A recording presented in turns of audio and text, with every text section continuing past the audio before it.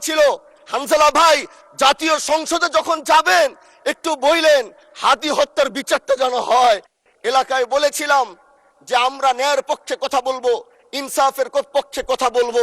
তখন অনেকে হাত ধরে বলেছিল, হানজালা ভাই জাতীয় সংসদে যখন যাবেন একটু বললেন হাদি হত্যার বিচারটা যেন হয়। আজকে যে সন্তানটা ন্যায়ের পক্ষে কথা বলেছিল, ইনসাফের আওয়াজ দিয়েছিল, আমাদের মতোই যুবক মাননীয় স্পিকার, তিনি এই যে স্বপ্ন বুনেছিল এক সুন্দর বাংলাদেশ করবার, রাস্তার ভিতরে সেই স্বপ্ন থামিয়ে দেওয়া হয়েছে। এই বিচার যদি না হয় তাহলে আমাদের মতো হানজালাদের নিরাপত্তাও রাস্তায় কেউ দিতে পারবে না মাননীয় স্পিকার। এজন্য আপনার মাধ্যমে আমি বলতে চাই হাদি হত্যার বিচার যেন সুনিশ্চিত করা হয় মাননীয় স্বরাষ্ট্রমন্ত্রীর মাধ্যমে। মাননীয় স্পিকার, আর একটি কথা, আমি আর বেশি লম্বা দীর্ঘ আলোচনা করব না। আমার এলাকায় মাদক নিয়ে বড় মুশকিলে আছি, প্রশাসনের সেই সহযোগিতা আমি পাচ্ছি না। একদিক থেকে আমি নিজে মাদক বিরোধী সংগ্রামে নিজে রাস্তায় নেমে মাদকের বিরুদ্ধে আমি নিজে অভিযান চালিয়েছি।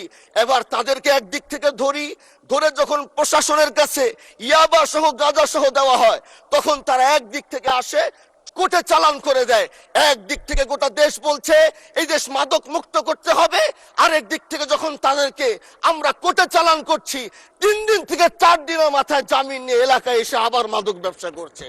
এই জন্য মাননীয় আইনমন্ত্রীকে বলবো, আপনি এই ইয়াবা গাঁজা যেই বড় বড় নেশাগুলো আমাদের দেশে বেশি সচরাচর চলছে, এই বিষয়ে আইনটাকে আরেকটু মজবুত যদি করবেন, তাহলে আমরা মনে করব আমরা এই দেশ আর এই সমাজটাকে আমরা হয়তো আগামীর বাংলাদেশ, আগামীর যারা যুবক, মাননীয় স্পিকার আপনার খারাপ লাগবে, যুবকগুলো গ্রামের তারা ধ্বংস হয়ে যাচ্ছে।